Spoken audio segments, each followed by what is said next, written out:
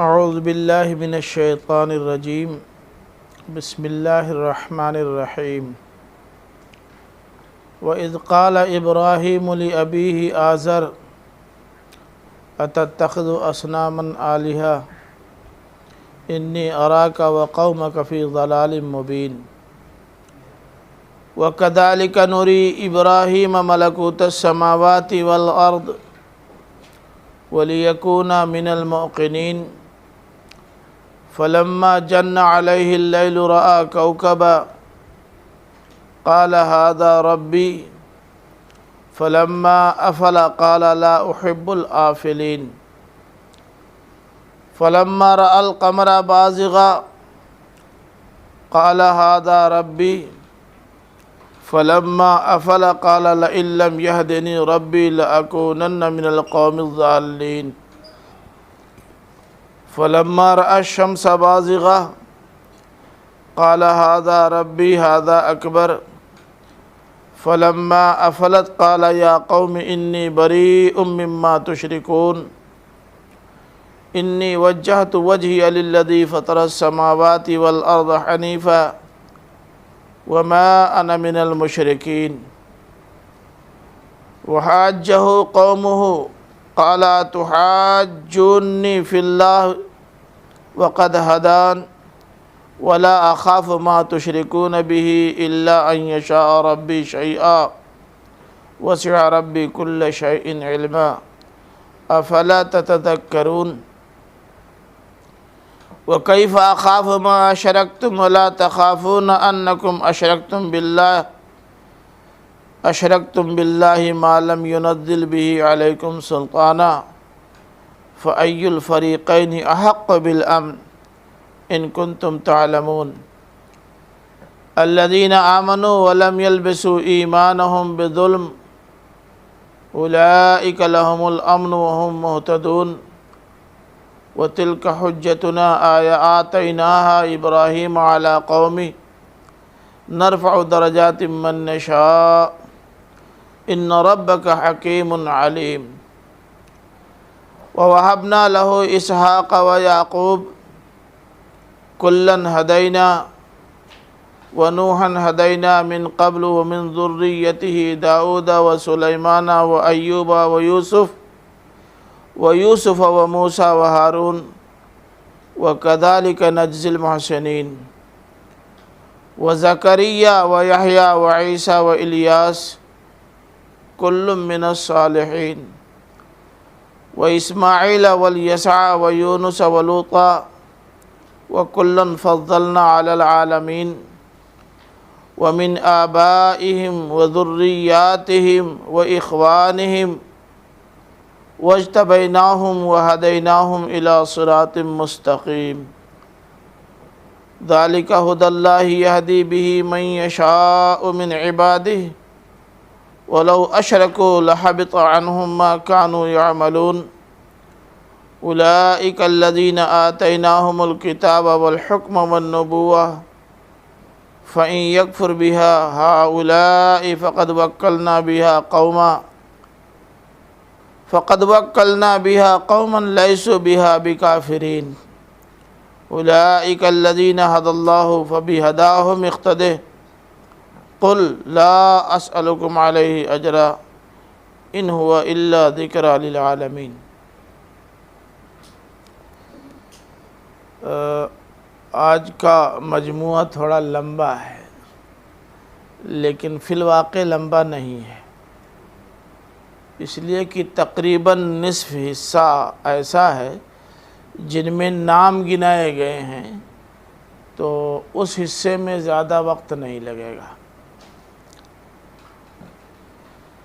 بات اصل میں چل رہی تھی توحید کے اثبات اور شرک کے ابطال کی، اور درمیان میں 6 آیتیں آ گئی تھیں التفات کی نوعیت کی، جن میں اللہ کے رسول صلی اللہ علیہ وسلم اور مسلمانوں سے خطاب کر کے کچھ باتیں برمحل کہہ دی گئی تھیں۔ اب آگے پھر وہی توحید کے اثبات اور شرک کے ابطال کا مضمون شروع ہو گیا ہے۔ ان آیات میں حضرت ابراہیم علیہ السلام کی زندگی کا ایک خاص حصہ اور ان سے پہلے کے اور ان کے بعد کے نبیوں کا محض حوالہ دے کر کے یہ بتایا گیا ہے کہ یہ سارے انبیاء اور یہ سارے رسول اسی دعوت توحید کے علم بردار تھے جس کے علم بردار یہ تمہارے پیغمبر ہیں۔ اب یہاں حضرت ابراہیم علیہ السلام کی دعوت توحید کے اس مرحلے کا ذکر ہے جو بالکل ابتدا میں انہوں نے اپنے باپ اور اپنی قوم کو دی تھی۔ فرمایا وَإِذْ قَالَ إِبْرَاهِيمُ لِأَبِيهِ آزَرَ، اور یاد کرو جب کہ ابراہیم نے اپنے باپ آزر سے کہا أَتَتَّخِذُ أَصْنَامًا آلِهَةً، کیا آپ بتوں کو معبود بناتے ہیں؟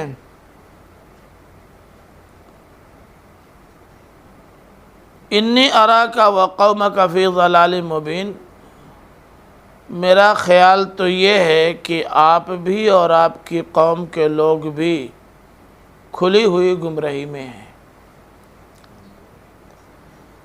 آزر کے بارے میں تو آپ پہلے سے جانتے ہوں گے کہ یہ حضرت ابراہیم علیہ السلام کے باپ کا نام ہے، اور ویسے حضرت ابراہیم کے باپ کے سلسلے میں قدیم آسمانی صحیفوں میں کل کئی نام ملتے ہیں، لیکن قرآن مجید نے جو نام لیا ہے وہ سب سے معتبر نام ہے، اس لیے اس کے علاوہ باقی اور ناموں پر چرچا کرنا اور ان پر گفتگو کرنا فضول ہے۔ آزر کے سلسلے میں قرآن مجید نے جو تصویر کشی کی ہے اس سے بھی اندازہ ہوتا ہے، اور قدیم آسمانی صحیفوں میں جو تذکرہ ملتا ہے اس سے بھی معلوم ہوتا ہے کہ آزر بت پرست بھی تھے، بت گر بھی تھے، بت فروش بھی تھے، اور مہنت بھی تھے، پنڈتوں کے پنڈت۔ بلکہ اب تک میری نظر سے آزر کے سلسلے میں حضرت ابراہیم علیہ السلام کے حوالے سے جو تاریخ گزری ہے، مجھے لگتا ہے کہ وہ صرف پروہت ہی نہیں تھے، مہنت ہی نہیں تھے، بلکہ ملک کے سب سے بڑے مہنت اور پروہت اور سب سے بڑے مذہبی رہنما تھے آزر۔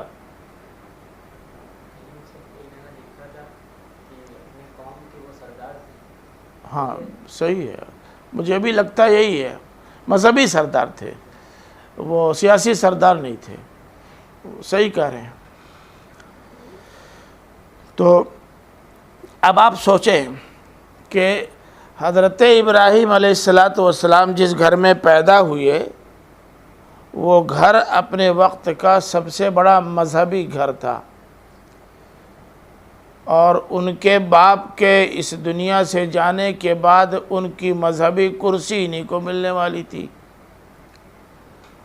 اور وہ مذہبی رہنما جن کے ساتھ لوگوں کو عقیدت ہوتی ہے، بتانے کی ضرورت نہیں ہے کہ ان کو کتنا مادی فائدہ پہنچتا ہے۔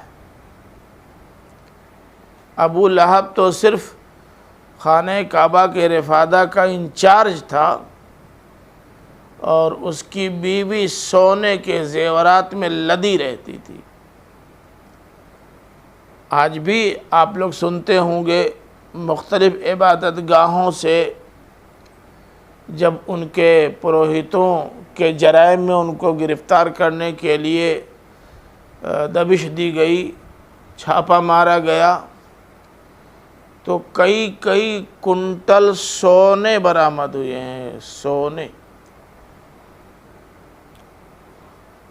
ایک دو نہیں، کئی، یہ آپ لوگوں کی زندگی میں ابھی 8-10 سال کے اندر اندر کئی اس طرح کے کیسز سامنے آ چکے ہیں۔ اب آپ سوچ سکتے ہیں کہ وہ مذہبی رہنما جن سے لوگوں کی عقیدتیں وابستہ ہوتی ہیں وہ کتنے بڑے سرمایہ دار ہوتے ہیں۔ ہم نے سنا ہے کہ ہمارے بعض مسلم مذہبی رہنماؤں کے یہاں بھی کئی سو لوگ روزانہ کھانا کھاتے ہیں، ان کے مہمان رہتے ہیں، اور وہ بھی مطلب بہت پرتکلف اور اعلیٰ قسم کے کھانے کا انتظام بھی کرتے ہیں۔ میں تو نہیں کر سکتا، ہی نہیں کروں گا، کہاں سے رہے گا تب نہ کریں گے۔ اب وہ کہاں سے آتا ہے؟ ظاہر ہے کہ عقیدت کی دنیا میں جو لوگ آباد ہیں ان کے نظر و نیاز سے ملتا ہے۔ تو جو مذہبی رہنما مرکز عقیدت ہوتے ہیں ان کا مادی فائدہ جتنا زیادہ ہوتا ہے یہ آج بھی محتاج بیان نہیں ہے۔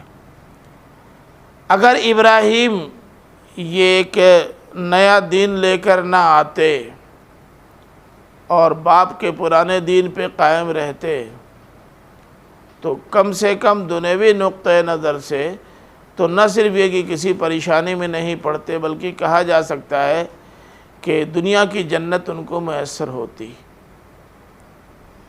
لیکن حق پا لینے والا اور دل میں جس کے حق اتر جائے وہ ان مادی چیزوں کو کوئی بہت زیادہ اہمیت نہیں دیتا۔ تو سب سے پہلے ابراہیم کو جب اللہ تعالیٰ نے نبی اور رسول بنایا اور ان کے ذمے یہ کام سونپا کہ شرک کے اس ماحول میں توحید کی اذان دو، تو انہوں نے سب سے پہلے اپنے باپ کو اور پھر اپنی قوم کو مخاطب کیا۔ اور اصول بھی یہی ہے، دعوت کا اصول یہی ہے۔ نبی کریم صلی اللہ علیہ وسلم سے بھی اللہ تعالیٰ نے یہی کہا تھا، وَأَنذِرْ عَشِيرَتَكَ الْأَقْرَبِينَ، پہلے اپنے قریب ترین لوگوں کو آگاہ کرو، ڈراؤ۔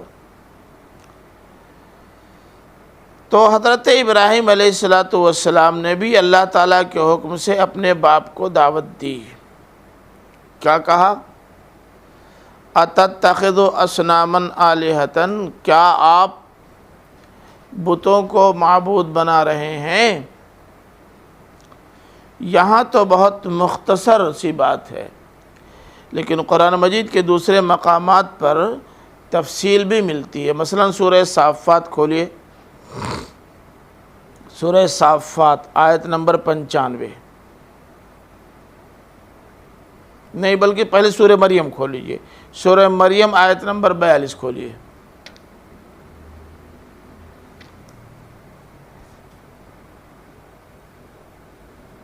آیت مل گئی؟ اذ قال لأبیہ یا ابت لم تعبد ما لا يسمع ولا يبصر ولا يغنی عنک شیئا یا ابت انی قد جاءنی من العلم ما لم یأتک فاتبعنی اہدک صراطا سویا یا ابت لا تعبد الشیطان ان الشیطان کان للرحمن عصیا یا ابتی انی اخاف ان یمسک عذاب من الرحمن فتکون للشیطان ولیا۔ ہے یہ باپ نے بیٹے نے باپ سے کہا، یا یوں کہیے کہ ابراہیم نے اپنے باپ سے کہا، ابو جان، یا ابتی یا ابتی یا ابتی کا ریپیٹیشن اور اس کا اعادہ میں پیچھے بتا چکا ہوں ربنا کے حوالے سے، کہ جب بار بار کسی کو اپنی جانب متوجہ کیا جاتا ہے تو یا تو اس لیے کہ وہ متوجہ نہیں ہے اور بغیر متوجہ کیے متوجہ ہوگا نہیں، اور یا تو جس طرح محبت کی پینگ بڑھائی جاتی ہے اور دوسرے لفظوں میں کمندیں ڈالی جاتی ہیں، بالکل وہ کیفیت ہوتی ہے، ابو جان ابو جان ابو جان، یعنی وہ اس اسلوب خطاب سے باپ کو یہ بھی باور کرانا چاہتے ہیں کہ میں آپ کا وہ بیٹا ہوں جسے آپ سے اور آپ کے مستقبل سے بڑی ہمدردی ہے۔ تو کہا ابو جان آپ کیوں ان کی پوجا کرتے ہیں جو نہ سنتے ہیں نہ دیکھتے ہیں، وہ آپ کے کسی کام بھی نہیں آ سکتے۔ ابو جان میرے پاس اللہ تعالیٰ کی طرف سے وہ علم آیا ہے جو آپ کے پاس نہیں آیا ہے، آپ وہم کی اتباع کر رہے ہیں اور میں دلیل کی، تو آپ میری بات مانیے، اپنی بات منوانے کی ضد مت کیجیے، میں آپ کو سیدھا راستہ دکھاؤں گا۔ ابو جان بتوں کی پوجا دراصل شیطان کی پوجا ہے، کیونکہ شیطان ہی نے بتوں کی پوجا کا سجھاؤ دیا ہے، تو آپ شیطان کی پوجا نہ کیجیے۔ شیطان رحمان کا نافرمان ہے اور رحمان کی فرما برداری کرنی چاہیے، نافرمانی نہیں، اور نہ اس کے نافرمانوں سے تعلق قائم رکھنا چاہیے۔ ابو جان مجھے ڈر ہے کہ جو ہمیشہ رحمت کی بارش کرتا ہے اس کی طرف سے کوئی عذاب نہ آ جائے آپ کے اوپر، اور پھر آپ شیطان کے دوست بنے رہ جائیں، لپیٹ میں آ جائیں۔ کتنا درد بھرا اسلوب، کس قدر محبت آمیز دعوت، لیکن جواب میں کیا کہا باپ نے؟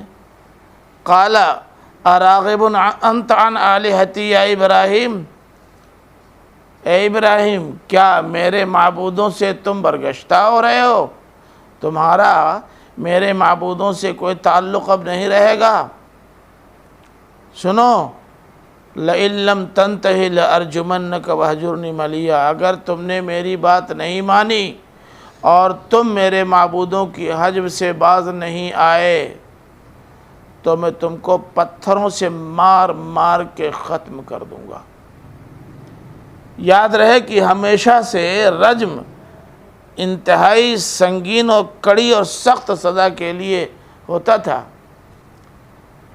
اور جب اس سے بھی بات نہیں بنی تو کہا یو کین گو، جا سکتے ہو، بھاگو یہاں سے، ہمیشہ کے لیے گیٹ آؤٹ، ہمیشہ کے لیے، مولوی صاحب ہمیشہ کے لیے ملیہ جاؤ۔ تو یہ ہے وہ چیز جس کا وہاں ذکر ہے۔ یہاں تتخذوا اصناما آلہۃ آیا ہے، سورہ صافات آیت نمبر 95 سیدھے سیدھے ما تعبدون اتعبدون ما تنحتون، اتعبدون ما تنحتون، جن کو اپنے ہاتھوں سے آپ گڑھتے ہیں انہی کی عبادت کرتے ہیں۔ آیت مل گئی؟ جن کو آپ اپنے ہاتھوں سے گڑھ کے بناتے ہیں انہی کی عبادت آپ کرتے ہیں، وہ تو آپ کے رہین منت ہیں، نہ کہ آپ ان کے۔ کتنی الٹی بات ہے، آپ خالق اور وہ مخلوق، مخلوق کی خالق عبادت کر رہا ہے۔ جب مزاج میں پستی آتی ہے تو ایک بڑی چیئر کا آدمی بھی اپنے سے چھوٹی چیئر کے آگے ہاتھ جوڑ کے سر جھکا کے کھڑا ہو جاتا ہے۔ نشاندہی کرنے کی ضرورت تو ہے نہیں جی، نہیں کیا کرنے نہیں معلوم۔ ارے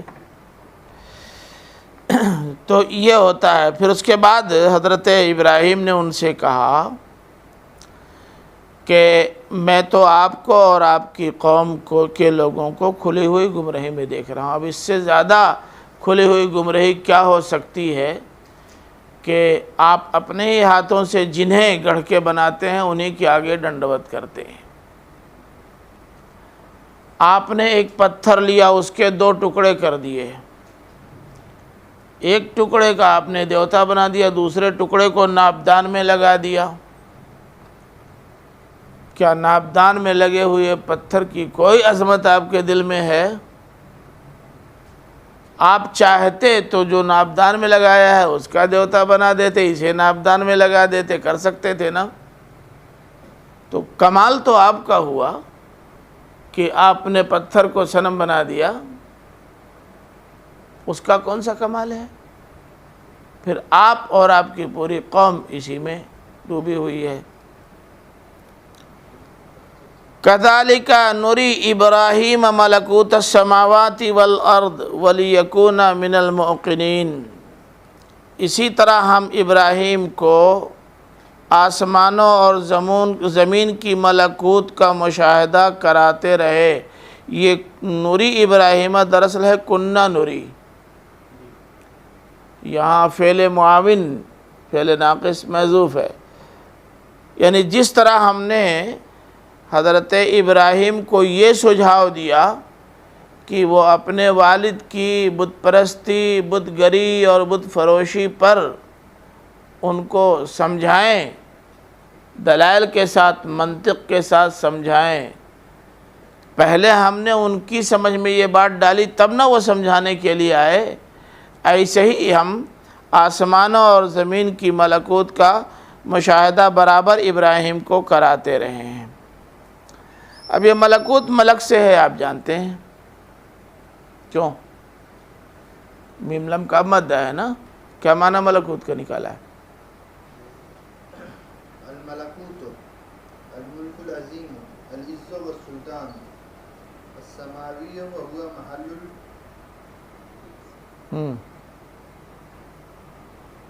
وہ محل قدیسین کیا؟ تدیسین کیا چیز؟ ہاں محل القدیس، جی جی صحیح بات ہے۔ تو لغوی معنی کیا ہوا؟ عزت، اقتدار، مقام تقدس، یہی نہ ہوا؟ لیکن یہاں مراد اس سے خدا کی وہ بادشاہی ہے جو پوری کائنات کو محیط ہے۔ اب یہ کہنا، جیسا کہ سورہ اعراف آیت نمبر 125 میں بھی ہے، دیکھ لیجئے سورہ اعراف آیت نمبر 185 میں اولم ينظروا فی ملکوت السماوات والارض، کیا انہوں نے آسمانوں اور زمین کی ملکوت میں نہیں دیکھا؟ سورہ یاسین آیت نمبر 23 میں بھی ہے، سبحان الذی بیدہ ملکوت کل شیء والیہ ترجعون، بہت ہی بعظمت ہے وہ ذات جس کے قبضے قدرت میں تمام چیزوں کی ملکوت، یعنی تمام چیزوں کا اقتدار اور حکومت ہے۔ تو ان دونوں آیتوں میں ملکوت کا وہ مفہوم یا وہ تصور جو قرآن نے یہاں دینا چاہا ہے وہ واضح ہو گیا ہے، اس لیے باہر سے اس کا مفہوم لانے کی ضرورت بھی نہیں، جب اللہ تعالیٰ نے خود مفہوم متعین کر دیا کہ ملکوت اللہ کا کیا مطلب۔ اب مزید اس کے فلسفے پر غور کرنا چاہتے ہیں، تفصیلات اس کی معلوم کرنا چاہتے ہیں، تو مولانا فراہی کی کتاب فی ملکوت اللہ پڑھی ہے، زبردست گفتگو کی ہے، اور ملکوت اللہ کو اس طرح عیاں کر دیا ہے اور اس قدر نمایاں کر دیا ہے کہ اس کو پڑھنے کے بعد اندازہ ہوتا ہے کہ ملکوت اللہ کیا چیز ہے۔ بس مختصر ترین لفظوں میں یا اس کا خلاصہ یہ سمجھیے، جس کی جانب یہ آیتیں بھی اشارہ کر رہی ہیں دونوں، کہ آسمانوں اور زمینوں کے درمیان کی تمام چیزوں پر حکومت اللہ تعالیٰ کی ہے، یہی حکومت، یہی اقتدار اللہ تعالیٰ کا ملکوت ہے۔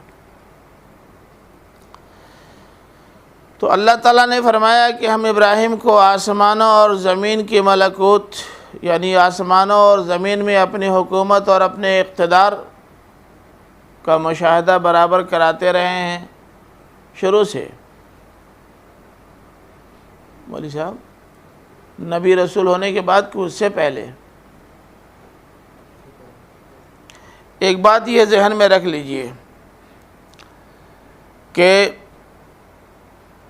یہ مشاہدہ ملکوت الہی اللہ تعالیٰ کی توفیق پر منحصر ہے۔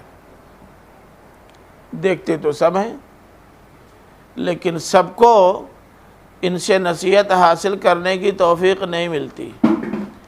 اللہ تعالیٰ کی طرف سے جو یہ توفیق پاتے ہیں کہ چیزوں پر غور کریں، تو وہی توفیق پاتے ہیں۔ آپ نے دیکھا نہیں، حج کرنے تو سب جاتے ہیں، لیکن روداد سفر سب نہیں نہ بیان کرتے۔ آپ بھی حج کرنے گئے تھے، ہم بھی حج کرنے گئے، لیکن آپ نے واپس آ کر کے جو روداد سفر بیان کی تو بہت سارے پہلو سفر کے وہ ہمارے سامنے آئے جہاں تک ہماری نگاہ ہی نہیں گئی تھی۔ ایسا ہوتا ہے، دیکھتے تو آسمان اور زمین کو سب ہیں، مگر اللہ کے جو خاص بندے ہوتے ہیں وہ اس نقطۂ نظر سے بھی دیکھتے ہیں کہ دیکھیں کہ اللہ تعالیٰ کی شاہکار میں کیا چیزیں موجود ہیں ہمارے لیے۔ تو یہ سارے پہلو ہوتے ہیں خاص طور سے غور و فکر کرنے کے۔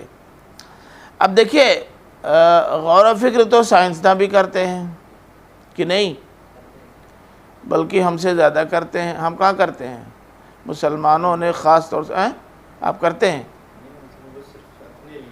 اپنے لیے کرتے ہیں، اپنے لیے بھی نہیں کرتے۔ ایمانداری کی بات یہ ہے کہ کائنات کی تمام چیزوں پر یا اللہ تعالیٰ کی مخلوقات پر یا زمین و آسمان پر یا دوسری اور چیزوں پر غور و فکر کا دروازہ تقریباً ہم لوگوں نے اپنے اوپر بند کر دیا ہے۔ سائنسداں البتہ غور کرتے ہیں، یہ بڑے ذہین بھی ہوتے ہیں، بڑے جینیس بھی ہوتے ہیں۔ جب یہ غور کرتے ہیں تو کبھی صحیح نتیجے تک پہنچتے ہیں، کبھی غلط نتیجے تک پہنچتے ہیں، ہوتا ہے نا۔ لیکن جس طرح یہ غور و فکر کرتے ہیں، ٹھیک اسی طرح تمام انبیاء کرام نے بھی ملکوت الہی پر غور و فکر ہمیشہ کیا ہے۔ کہنا چاہیے کہ وہ بھی سائنسداں تھے۔ ان سائنسدانوں میں اور ان سائنسدانوں میں بنیادی فرق یہ ہے کہ یہ سائنسداں بغیر ہدم من اللہ غور کرتے ہیں اور وہ سائنسداں بے ہدم من اللہ غور کرتے ہیں، اتنا فرق ہے۔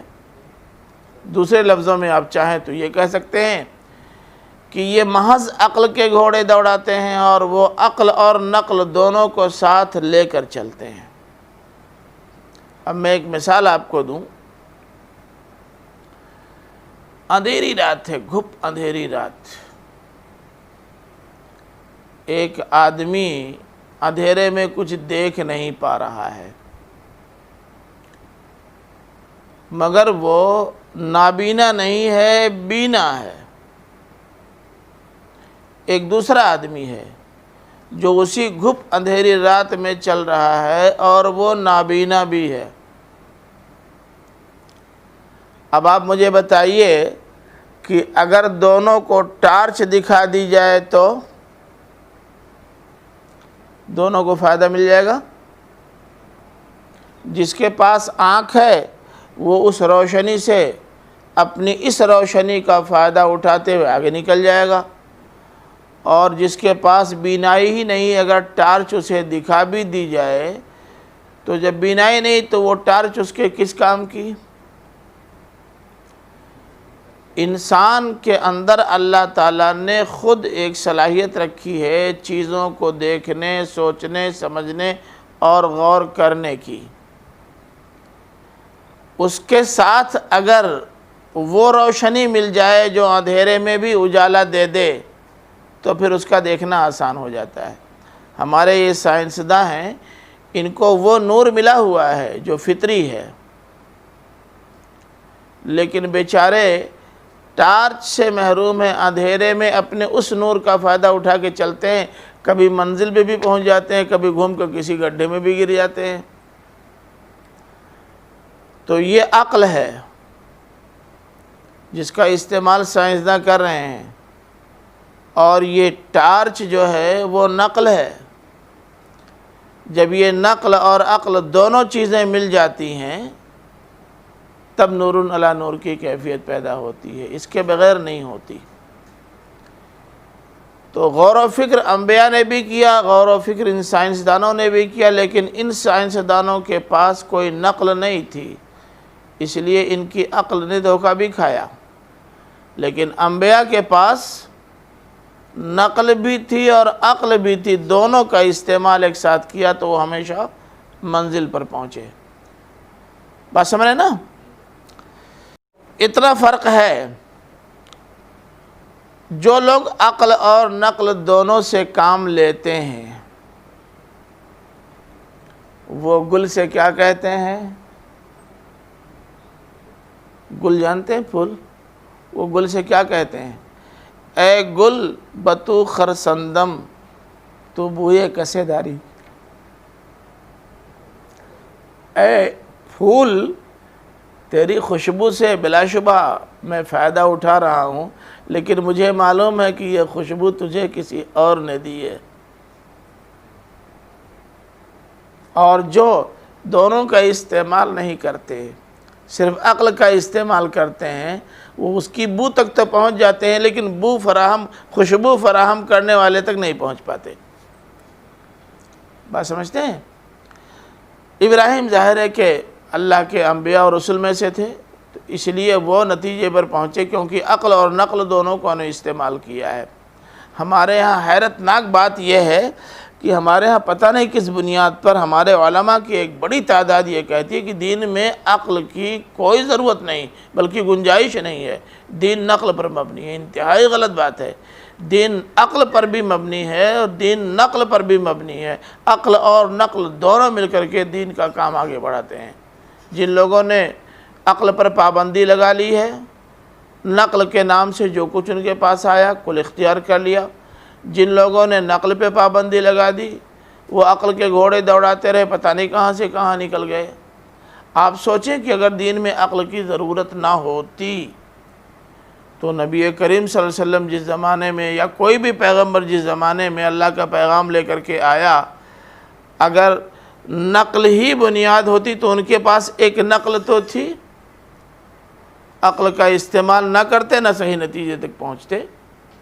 آپ دین اسلام کی اشاعت اور تبلیغ کا فریضہ ہی انجام نہیں دے سکتے جب تک آپ نقل کے ساتھ عقل بھی نہ بڑھا دیں، ورنہ جن کے پاس آپ دعوت لے کے کہیں گے وجدنا علیہ آباءنا، وہ بھی تو ایک نقل ہے نا، وجدنا علیہ آباءنا، تو نقل کا استعمال بھی ضروری ہے، عقل کا استعمال بھی ضروری ہے، اور تمام انبیاء نے ان دونوں کا استعمال کیا ہے۔ اچھا صاحب، فرمایا کہ کذالک نوری ابراہیم ملکوت السماوات والارض ولیکون من الموقنین۔ ولیکون کا واو تو بتا رہا ہے کہ معطوف علیہ کچھ اور ہے، یہ اس کا معطوف ہے۔ کیا ہے معطوف علیہ؟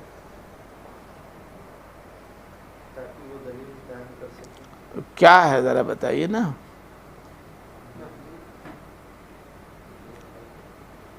لیتم حجت اللہ علیہم، تاکہ وہ اللہ کی حجت ان پہ قائم کر سکیں۔ ولی یکون من الموقنین، اور تاکہ خود وہ یقین کرنے والوں میں سے ہو جائیں، یعنی دوسروں کو بھی مطمئن کریں اور خود بھی مطمئن ہو جائیں، ہے نا۔ اب دیکھیں یقین سے مراد یہاں حق الیقین ہے۔ حق الیقین اور عین الیقین اور علم الیقین، ان کل میں بڑا فرق ہے، مطلب معلوم ہے نا؟ نہیں معلوم؟ ارے قرآن مجید میں تینوں کا استعمال ہوا ہے بھائی، کل پڑھ چکے ہو تم۔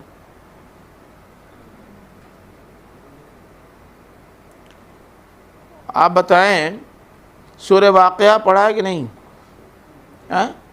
سورہ واقعہ میں تو ہے۔ وَأَمَّا آیات 90 سے 95 دیکھیے، سورہ واقعہ آیات 90 سے 95۔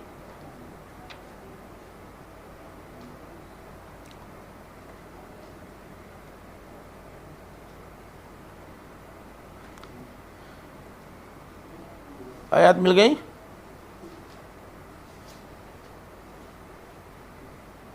آیات ملیں گی نہیں؟ وَأَمَّا إِنْ كَانَ مِنْ أَصْحَابِ الْيَمِينِ فَسَلَامٌ مِّنْ أَصْحَابِ الْيَمِينِ، جہاں تک اصحاب الیمین کا معاملہ ہے تو سلام ہو اصحاب الیمین پر۔ وَأَمَّا إِنْ كَانَ مِنَ الْمُكَذِّبِينَ، اور رہے وہ جن کا تعلق مکذبین ضالین سے ہے، فَنُزُلٌ مِّنْ حَمِيمٍ، تو ان کا استقبال گرم گرم کھولتے پانی سے ہوگا، وَتَصْلِيَةُ جَحِيمٍ، اور جہنم میں پرویش ملے گا۔ إِنَّ هَذَا لَهُوَ الْحَقُّ الْيَقِينُ، اس کو پکا سمجھنا، کچا نہیں، یہ ہے حق الیقین۔ آپ مولوی صاحب بمبئی گئے ہیں؟ نہیں گئے ہیں؟ بمبئی ایک بہت بڑا شہر ہے، مہاراشٹر صوبے میں ہے، معلوم ہے؟ یقین ہے آپ کو؟ کوئی شبہ ہے؟ کوئی شبہ ہے؟ ارے بولو نا، آپ کو شبہ ہے؟ آپ میں سے کوئی گیا ہے؟ جو گئے ہیں وہ چھوڑیں، باقی جو نہیں گئے ہیں وہ بتائیں۔ آپ کو یقین ہے؟ ایسے ہی یقین ہے جیسے عبداللہ کو ہے کہ کچھ شبہ ہے اس میں؟ نہیں، شبہ نہیں ہوگا، غلط کہہ رہے ہیں۔ یہ دارالعلوم دیوبند گئے ہیں آپ؟ دارالعلوم دیوبند ہے، ایک بڑا مدرسہ ہے، یقین ہے آپ کو؟ ایسے ہی جیسے اصلاح ہے آپ کو یقین ہے، ایسے یقین ہے؟ اس کا نام حق الیقین ہے، یہ تو آپ کو پڑھا ہوا ہے بھائی۔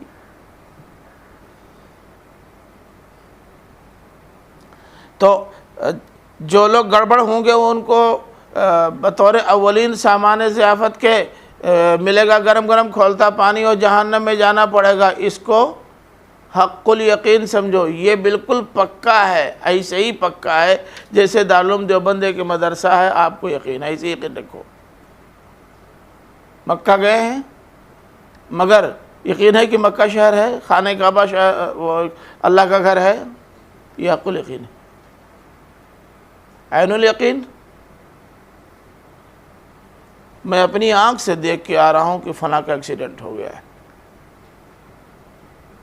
ہاتھ پیر ٹوٹ گیا ہے، بات بالکل صحیح ہے، اور آنکھ سے دیکھ کے آئے۔ آپ نے آ کر کے جن لوگوں کو بتایا ان کے دماغ میں بھی تصویر بن گئی، اور انہوں نے بھی ویسے ہی یقین کر لیا جیسے آپ نے جو آپ کا یہ یقین عین الیقین ہے، ان کا یقین حق الیقین ہے۔ بات سمجھے؟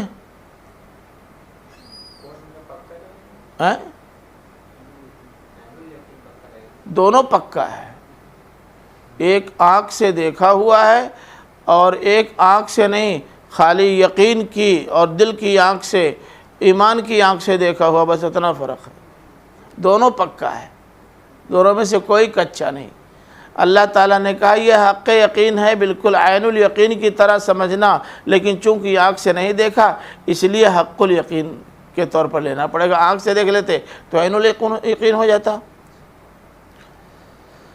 سورہ تکاثر کھولو، الہاکم التکاثر، الہاکم التکاثر حتی زرتم المقابر کلا سوف تعلمون ثم کلا سوف تعلمون کلا لو تعلمون علم الیقین۔ اگر علم یقین تم کو حاصل ہو جاتا، لترون الجحیم، کہ تم کو جہنم میں جانا ہے، ثم لتسألن یومئذ عن النعیم ثم لترونها عین الیقین۔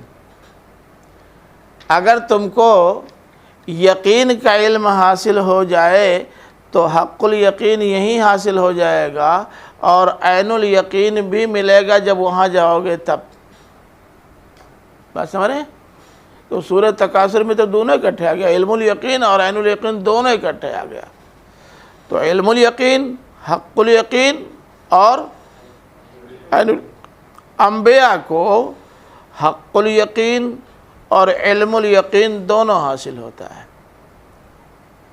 اب آپ کو حق الیقین حاصل ہو جاتا ہے مگر علم الیقین سے محروم ہیں، اور جب آخرت میں پہنچیں گے اور عین الیقین ہوگا تو ساری یقینیات سامنے آ جائیں گی جن کو دنیا میں اہمیت نہیں دیتے رہے۔ تو یہاں فرمایا ہے کیا کہ وَلِيَكُونَ مِنَ الْمُوقِنِينَ، تاکہ وہ یقین کرنے والوں میں سے ہو جائے۔ اب ملکوت کا مشاہدہ کرایا تو جن چیزوں کا مشاہدہ کیا، مشاہدے کے بعد جس نتیجے تک پہنچے، کم سے کم اس سے حق الیقین حاصل ہوا کہ نہیں؟ عین الیقین تو جب حاصل ہوگا جب ان کے ذریعے سے جن چیزوں کا سراغ لگایا وہاں بھی پہنچ جائیں۔ علم الیقین ہوا حاصل اللہ تعالیٰ کے دینے سے، حق الیقین حاصل ہو گیا اس کے اندر سے نتیجہ نکالنے سے، اور جب وہاں پہنچ جائیں گے تو عین الیقین بھی حاصل ہو جائے گا۔ بات سمجھ رہے نا؟ تو دو مقصد، ایک مقصد تو یہ تھا کہ وہ لوگوں پر حجت قائم کر دیں، اتمام حجت کر دیں، دوسرا مقصد خود ان کو یقین ہو جائے۔ اب یہ حق الیقین یا ایقان اور یہ اتمام حجت، ان دونوں کے لیے اللہ تعالیٰ نے ان کی زندگی سے ایک دلیل پیش کر دی ہے۔ دیکھو کہ کس طرح ان کو یقین تھا اور کس طرح انہوں نے حجت قائم کی اپنی قوم پر۔ فرمایا فلما جن علیہ اللیل رأى کوکبا قال ھذا ربی فلما افل قال لا احب الآفلین۔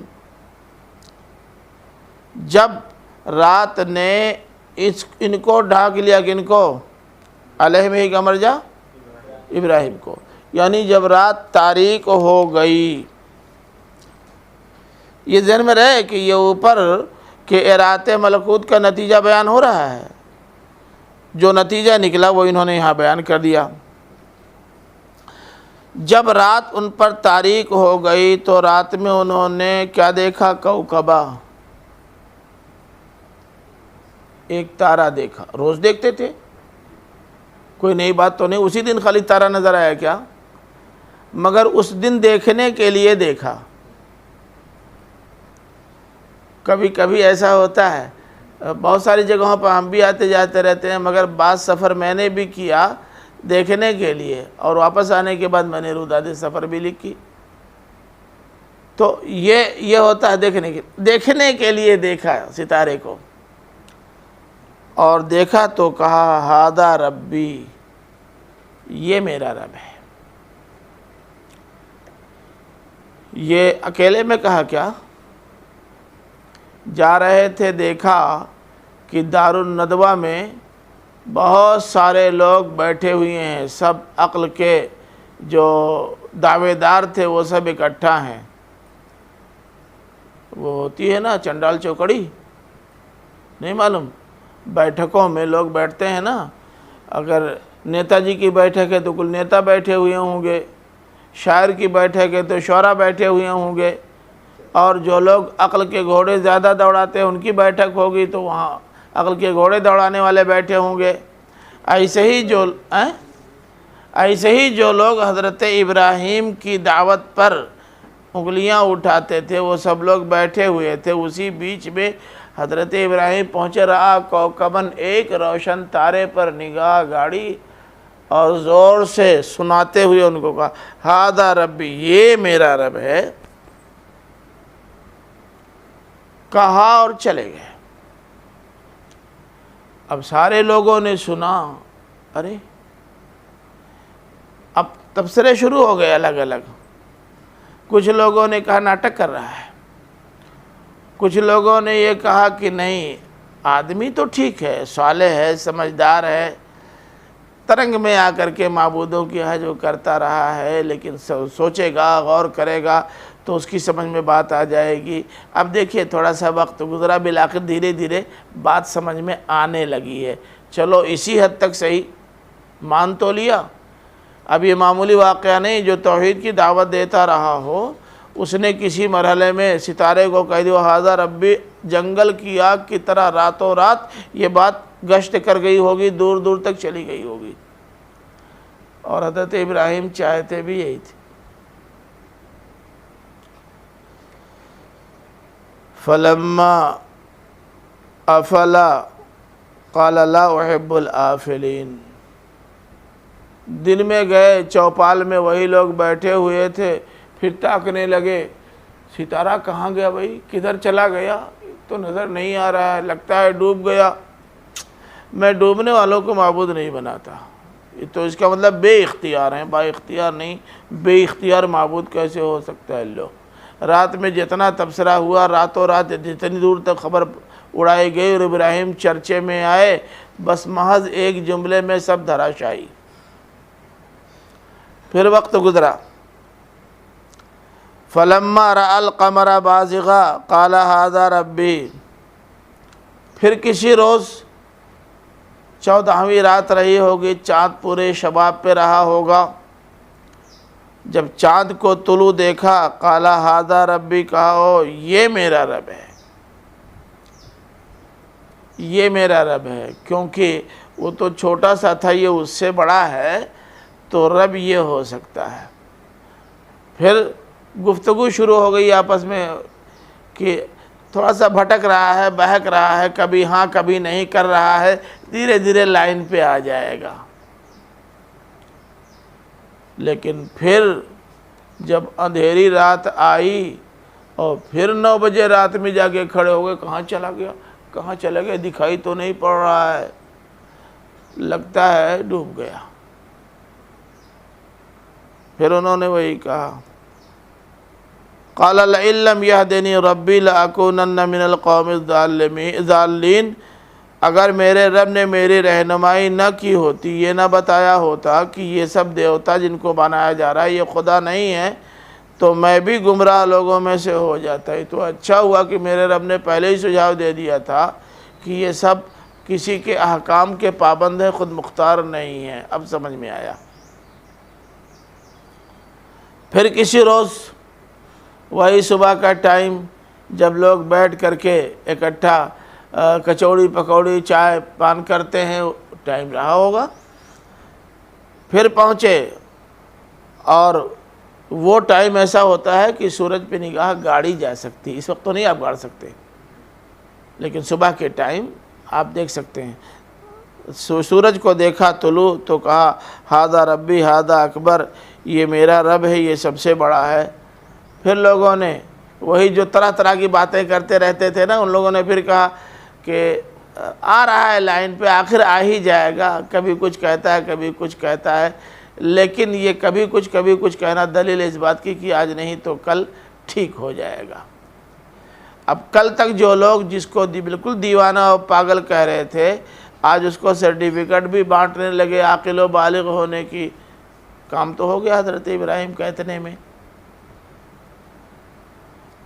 مہاراشٹر میں سرکار بنائی گئی 2-3 دن کے لیے، اور ایک پارٹی کا ایک بہت بڑا نیتا شامل ہو گیا، اس نے کہہ دیا کہ ہمارے پاس اتنے نمبرز ہیں، اس پر بہت بڑا کیس درج تھا، معلوم ہے؟ نہیں معلوم؟ اتنا بڑا کیس تھا کہ عمر بیت جاتی جیل میں، لیکن جب ادھر چلا گیا تو راتوں رات سارے کیسز اٹھا لیے گئے، جیسے ہی کیسز اٹھے گھوم کے پھر وہیں چلا گیا جہاں سے آیا تھا۔ تو چت کرنے کا سب سے شاندار طریقہ ہے، آپ لوگ ایسا تو نہیں کہ سیاست سے واقف نہیں ہیں، زندہ مثال ہے۔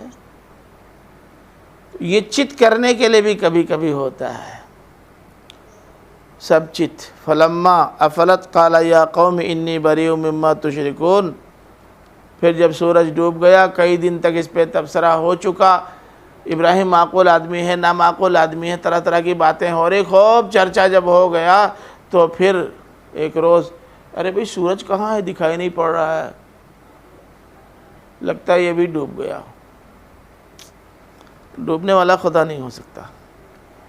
پھر جن کو آپ لوگ شریک ٹھہراتے ہو نا، میں اس سے بالکل بری۔ اب سیدھے سیدھے خطا، ابھی تک انڈائریکٹ باتیں کہی جا رہی تھیں، اب ڈائریکٹ۔ بھئی دیکھو، میں اب صاف صاف اعلان کرتا ہوں کہ جن کو آپ شریک ٹھہراتے ہو وہ میرے معبود نہیں، میں ان سے بری ہوں، کیونکہ ان کے اندر معبودیت تو ہے نہیں، نہ ستارے کے اندر، نہ چاند کے اندر، نہ سورج کے اندر، یہ میرے معبود نہیں۔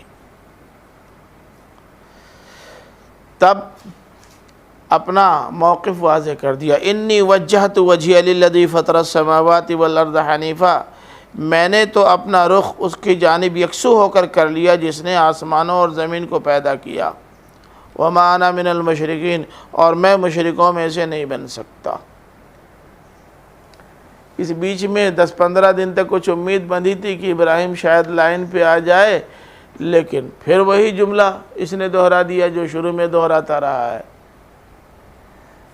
اب یہاں کئی پہلو غور طلب ہیں۔ نمبر 1 کہ یہ واقعہ نبوت سے پہلے کا ہے یا نبوت کے بعد کا؟ کیا فرماتے ہیں آپ علماء کرام بیچ اس آیت کے؟ اور کتابوں میں جو آتا ہے وہ تو یہ کہ نبوت ملنے سے پہلے جب انہوں نے دین کی تلاش کی تو ہاں ایک جگہ بیٹھ گئے اور رات میں سوچنے لگے پہلے سے جی جی نبوت کے بارے میں ایسے آتا ہے ہاں، تو مطلب کیا ہوا؟ نبوت سے پہلے نبوت سے پہلے کا ہے، تو اس کا مطلب یہ ہوا کہ حضرت ابراہیم علیہ السلام کو ابھی جس زمانے میں اطمینان نہیں تھا اس زمانے میں یہ کبھی کچھ کہتے رہتے تھے۔ حالانکہ اس کی کوئی نظیر تاریخ پیغمبرہ میں نہیں ہے کہ کوئی بھی پیغمبر نبوت اور رسالت سے پہلے گمراہ رہا ہو۔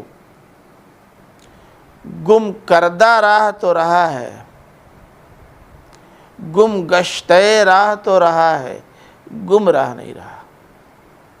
وَوَجَدَكَ ضَالًّا فَهَدَىٰ، اس نے تم کو ضال پایا، ضال مانے گمراہ نہیں، گم گشتہ راہ پایا، تم کو راستہ دکھا دیا، متلاشی راہ پایا، راستہ دکھا دیا۔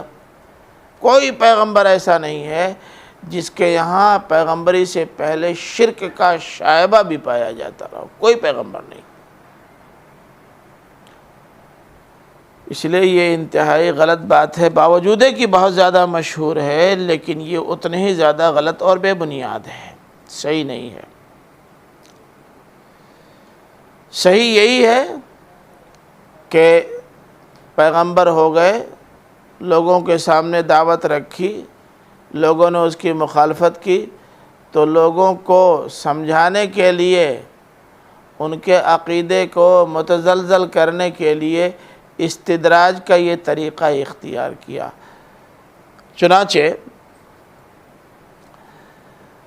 اللہ تعالیٰ نے بھی اپنے آخری پیغمبر کے سامنے یہ جو حضرت ابراہیم علیہ السلام کا واقعہ رکھا ہے، اس کے 2 مقاصد ہیں۔ کیا؟ پہلا مقصد یہ ہے کہ لوگوں پر حجت تمام ہو جائے۔ دوسرا مقصد یہ ہے کہ حکمت و دعوت کے ساتھ ہی لوگوں کو دعوت دینی چاہیے، بغیر حکمت کے دعوت ضد پیدا کرا دیتی ہے۔ اب یہ الگ بات ہے کہ جو ضدی اور ہٹ دھرم ہیں وہ حکمت کے ساتھ دعوت دینے کے باوجود بھی پاجامہ کھٹیا کے میدان میں آ جاتے ہیں، ہوتا ہے۔ لیکن داعی کا کام ہے کہ وہ حکمت کو ملحوظ رکھے۔ حضرت ابراہیم علیہ السلام کے ہاں استدراج، دعوت میں استدراج کا پہلو بہت نمایاں ہے۔ استدراج سمجھتے ہیں؟ وہ درجہ بدرجہ دھیرے دھیرے دھیرے وہاں لے آتے ہیں جہاں سے چاروں خانے چت۔ یاد ہے آپ کو بتوں کو توڑنے والا واقعہ؟ انہوں نے کیا کہا تھا؟ ایسا ہے کہ پہلے تو وہ سورہ ہی نکال لیجئے، کون سی سورہ ہے؟ صافات۔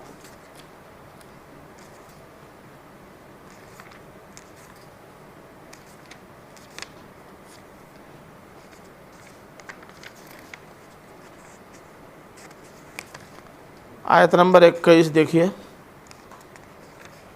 سورہ صافات۔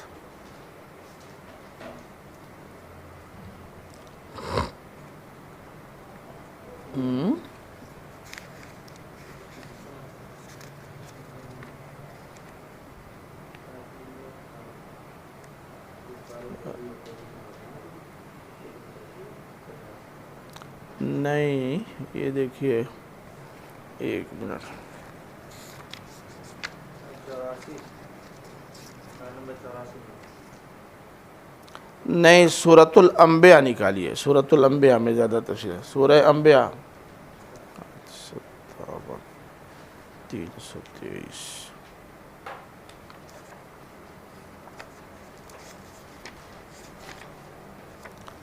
اب آیت 57 دیکھیے،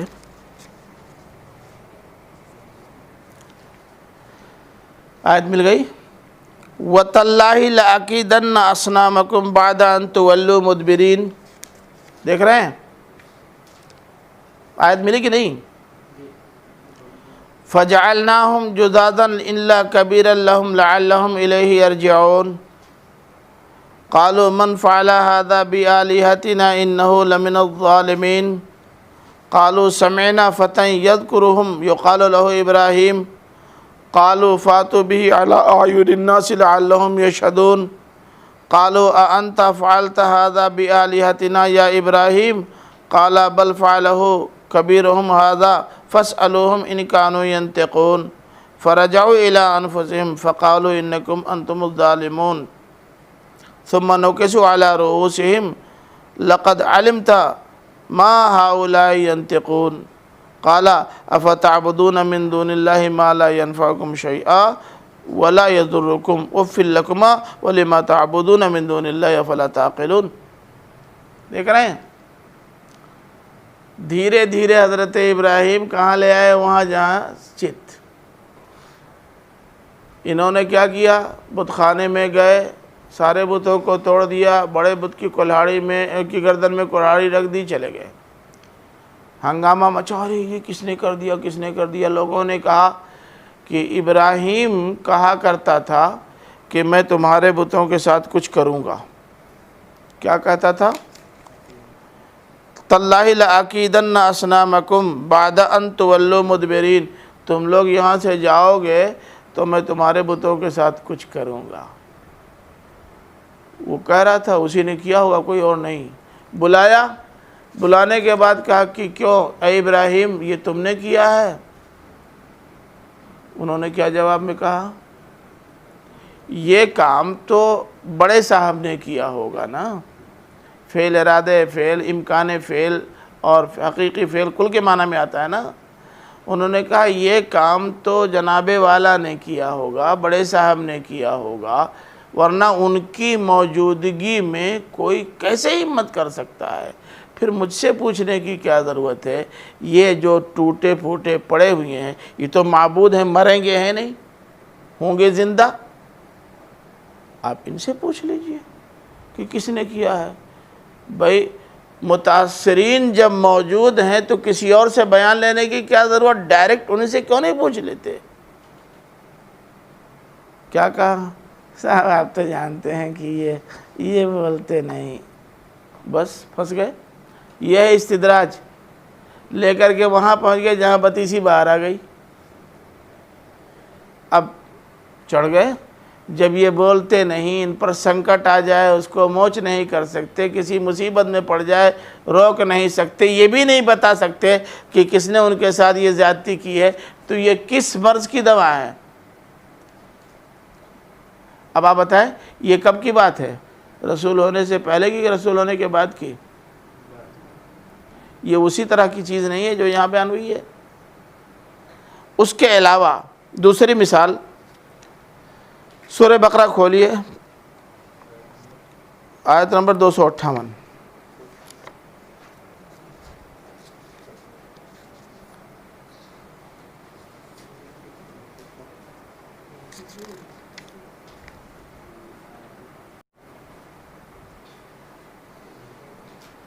آیت مل گئی 258۔ آیت نہیں ملی؟ مل گئی۔ الم تر الی الذی حاج ابراہیم فی ربہ ان آتاہ اللہ الملک اذ قال ابراہیم ربی الذی یحیی و یمیت قال انا احیی و امیت قال ابراہیم فإن اللہ یأتی بالشمس من المشرق فأت بها من المغرب فبہت الذی کفر۔ پھر اپنے زمانے کا بادشاہ نمرود کیا کہہ رہا تھا؟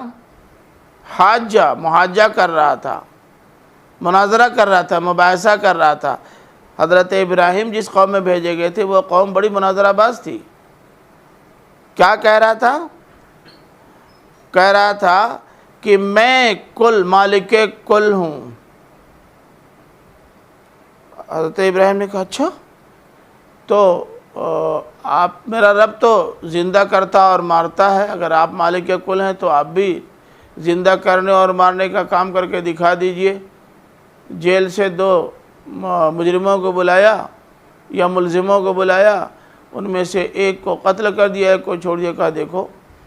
حالانکہ حضرت ابراہیم چاہتے تو یہ کہہ سکتے تھے کہ آپ نے مارنے والا تو کام کیا، جلانے والا کہاں کیا، وہ تو زندہ تھا ہی، مگر حضرت ابراہیم مناظرہ بازوں سے اس طرح الجھتے نہیں تھے، انہوں نے فوراً دوسرا وار کر دیا۔ اچھا تب تو آپ واقعی ساری قوتوں کے مالک ہیں اور آپ کے پاس بڑا پاور ہے۔ میرا رب سورج پورب سے نکالتا ہے، ذرا آپ پچھم سے نکال دیے، بتی سی باہر آ گئی۔ یہ ہے استدراج حضرت ابراہیم علیہ السلام کا۔ یہ کب کا واقعہ ہے؟ نبوت رسالت سے پہلے کا ہے۔ تو اسی میں کیوں اتنی حیرت لوگوں کو ہوئی کہ نہیں یہ نبوت کے بعد کا نہیں، نبوت سے پہلے کا ہے۔ حضرت ابراہیم علیہ السلام کے ہیں، اس کی کئی مثالیں تو آپ کے قرآن نے بیان کر دی ہیں، لیکن ظاہر ہے کہ کل کو بیان کرنا مقصود نہیں، استقصاء و احاطہ نہیں ہے، بطور مثال میں نے 2 چیزیں اور بیان کر دی۔ جی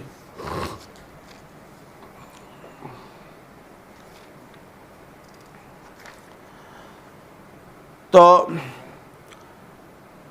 حضرت موسیٰ علیہ السلام نے جب ان کو چت کر دیا تو دیکھیے ابراہیم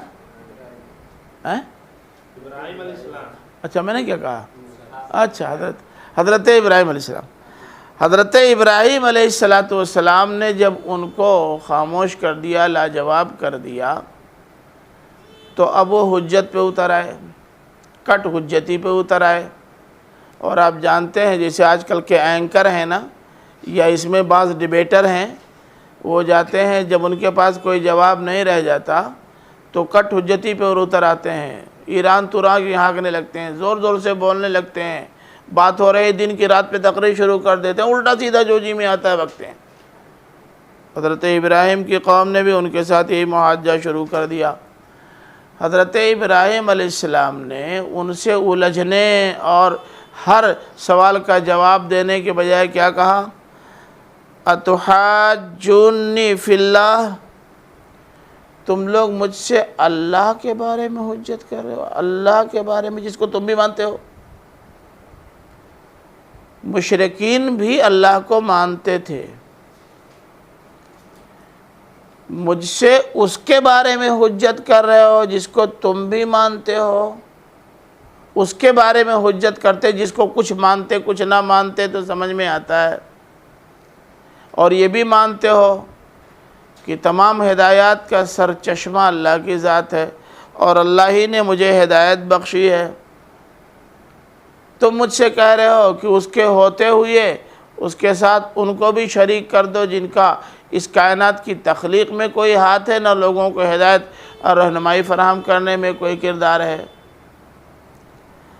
وَلَا اخاف ما تشرکون بہ الا ان یشاء ربی شیئا، تم کہہ رہے ہو کہ اگر ان دیوتاؤں کو میں نہیں مانوں گا تو میرے اوپر وہ کوئی بڑی مصیبت لا دیں گے، مجھے اس کا ڈر نہیں ہے، کیونکہ میں جانتا ہوں کہ یہ میرے اوپر مصیبت لانے کی پوزیشن میں ہے ہی نہیں، الا کہ میرا رب ہی مجھ پر کوئی مصیبت لانا چاہے۔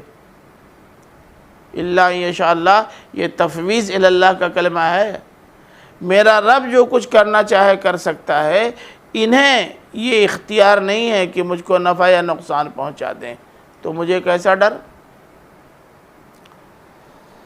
وسع ربی کل شیء علما، میرے رب کا علم ہر چیز کو محیط ہے، وہ یہ بھی جانتا ہے کہ لوگ مجھ سے کیا چاہتے ہیں اور یہ بھی جانتا ہے کہ میں لوگوں سے کیا چاہتا ہوں۔ وہ یہ جانتا ہے کہ لوگ غلط راہ پر زبردستی لے جانا چاہتے ہیں، لیکن یہ بھی جانتا ہے کہ میں لوگوں کو مطمئن کر کے دھیرے دھیرے راہ راست پہ لانے اور اسلام پر گامزن کرنا چاہتا ہوں۔ افلا تتذکرون، سوچتے نہیں کیا، یاد دہانی حاصل نہیں کرتے؟ آخر اللہ تعالیٰ نے عقل بھی تو دی ہے نا، اس عقل کا بھی استعمال کرو گے یا نہیں؟ صرف لکیر کے فقیر بنے رہو گے، وجدنا علیہ آبانا ہی کرتے رہو گے۔ اگر یہی کرنا ہے تو عقل دینے کی ضرورت کیا تھی؟ فائدہ؟ سانپ جا رہا ہے، ڈنڈا لیے ہیں، بھاگے جا رہے ہیں، سانپ سانپ سانپ، ڈنڈا کس لیے لیے ہوئے ہو؟ یہ ڈنڈا کس لیے تم کو دیا گیا؟ ایک کتا ہے، وہ آگے بڑھ رہا ہے، بھونک رہا ہے، ڈنڈا لیے پیچھے بھاگے جا رہے ہیں، چلا رہے ہیں، یہ ڈنڈا کس لیے لیے ہوئے ہو بھائی؟ اللہ تعالیٰ نے جو چیزیں دی ہیں جن چیزوں سے بچاؤ کے لیے، ان چیزوں کا ان چیزوں سے بچاؤ کے لیے استعمال ہونا چاہیے۔ یہ عقل دی ہی اسی لیے ہے تاکہ صحیح اور غلط، حق اور باطل میں تمیز کر سکو۔ یہ کب کرو گے؟ اے مولوی صاحب معراج کو مت جائیے۔ وَكَيْفَ أَخَافُ مَا أَشْرَكْتُمْ وَلَا تَخَافُونَ أَنَّكُمْ أَشْرَكْتُمْ بِاللَّهِ مَا لَمْ يُنَزِّلْ بِهِ عَلَيْكُمْ سُلْطَانًا۔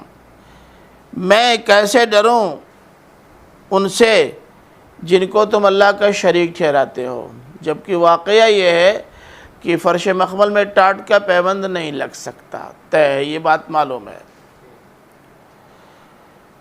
وَلَا تَخَافُونَ أَنَّكُمْ أَشْرَكْتُمْ بِاللَّهِ مَا لَمْ يُنَزِّلْ بِهِ عَلَيْكُمْ سُلْطَانًا، اور تم نہیں ڈرتے کہ تم اللہ کے ساتھ ان کو شریک کر رہے ہو جن کے اللہ کے شریک ہونے کے سلسلے میں تمہارے اوپر اللہ نے کوئی دلیل نہیں اتاری ہے۔ تم ان کو اللہ کا شریک ٹھہراتے ہو جن کے شریک ہونے کی اللہ تعالیٰ کی طرف سے کوئی دلیل نہیں آئی ہے۔ تم بے دلیل شریک ٹھہراتے ہو، اور میں دلیل کے ساتھ اس کی توحید کا اقرار و اعلان کرتا ہوں۔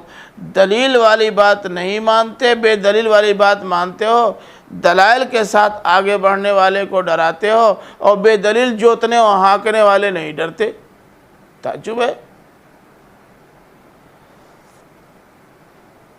فَأَيُّ الْفَرِيقَيْنِ أَحَقُّ بِالْأَمْنِ، اب تم خود بتاؤ کہ ایک طرف وہ ہیں جو دلائل سے مسلح ہیں، دوسری طرف وہ ہیں جن کے پاس کوئی لوڑی لنگڑی دلیل بھی نہیں ہے۔ دونوں میں سے کون اس بات کے مستحق ہیں کہ امن اور سکون ان کو دنیا اور آخرت دونوں میں حاصل ہو؟ جی کون مستحق ہے؟ دلائل کے ساتھ روشنی میں زندگی گزارنے والے یا بے دلیل اپنی ہانکنے اور جوتنے والے؟ بتاؤ۔ ان کنتم تعلمون، اگر واقعی تمہارے پاس علم ہے تو ذرا اس پہلو سے غور کر کے بتاؤ۔ الذین آمنوا ولم یلبسوا ایمانہم بظلم اولئک لہم الامن وہم مہتدون، جو ایمان لائے اور جنہوں نے اپنے ایمان کو ظلم سے گڑمٹ نہیں کیا، حق اور باطل دونوں کو ایک میں ملا نہیں دیا، اولئک لہم الامن، امن ان کو نصیب ہوگا، وہم مہتدون، اور راہیاب وہ ہوں گے۔ وہ راہیاب نہیں ہو سکتے جنہوں نے کل گھال مل کر دیا ملا دیا ہے۔ آپ شوگر کے مریض ہیں، دودھ الگ ہے، چائے الگ ہے،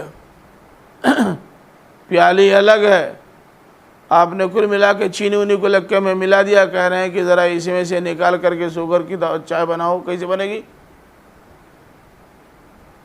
جب کل ملا دیا اسی میں تو اب کہاں سے اس کو نکالو گے؟ خالص کہاں رہ گیا؟ ایک طرف وہ تصور ہے جو خالص ہے، اور دوسری طرف وہ تصور ہے جو آمیزہ ہے بہت ساری آلودگیوں کا۔ سکون کس کو ملے گا؟ امن کس کو ملے گا؟ بتاؤ۔ سنیے، امن اور سکون کی ایک بہت بڑی دلیل یہ ہے کہ کوئی شخص، قرآن نے وہ بھی بتا دیا ہے، کوئی شخص ایک ہی آقا کا سموچا غلام ہے، دوسرا ہے جو کئی آقاؤں کا غلام ہے۔ بتاؤ امن میں کون رہے گا؟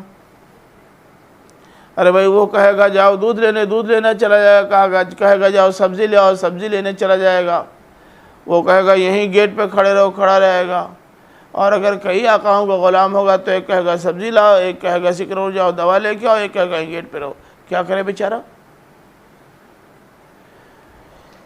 تو اس لیے یہ حقیقت نگاہوں کے سامنے رہنی چاہیے۔ آخر میں اللہ تعالیٰ نے اے مولوی صاحب وہ ٹکڑا کھول دیا ہے جو آپ نے بتایا تھا، لِيُتِمَّ عَلَيْهِ حُجَّتَهُ، سمجھا آپ نے؟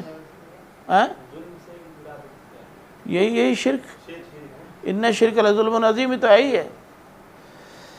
وَتِلْكَ حُجَّتُنَا آتَيْنَا إِبْرَاهِيمَ عَلَىٰ قَوْمِهِ، یہ ہے وہ دلیل اور حجت کی صلاحیت جو ہم نے ابراہیم کو عطا کی ان کی قوم کے مقابلے میں، کیونکہ اگر استدلال کا یہ طریقہ ہم نے ان کو نہ بخشا ہوتا تو مناظرہ بعض قوم کے درمیان اپنی ذمہ داری اور اپنے فرائض سے عہدہ برآ ہونا ان کے لیے ممکن نہیں تھا۔